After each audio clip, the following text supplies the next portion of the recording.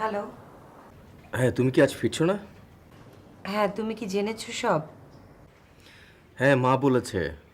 হঠাৎ কেন এমন হলো?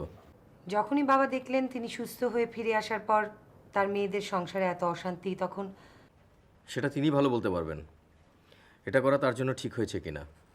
আমি এখানে কোনো মন্তব্য করতে চাই না। আজকে কি বাসায় না আসলে কোনো অসুবিধা হবে? না, না, না, কোনো অসুবিধা নেই। তুমি থাকো। আর হ্যাঁ, খোঁজ নিয়েছো ঠিকঠাক মতো? হ্যাঁ, ফুপি খোঁজ নিচ্ছেন। ওই ফুপুর হাত থেকে তোমরা এখনও বাঁচতে পারলে না। সব সমস্যার মূলে কিন্তু উনি। প্রচণ্ড রকম মিথ্যে কথা বলেন। কি হলো? চুপ করে আছো কেন? আমাদের কি আর কিছু বলার আছে? ওকে, রাখছি তাহলে। হুম, ঠিক আছে। পারলে কালকে এসো একবার। হুম, দেখি। রাখছি, তুমি খেয়ে নিও। ওকে। মাকে বলো। হুম, বলবো।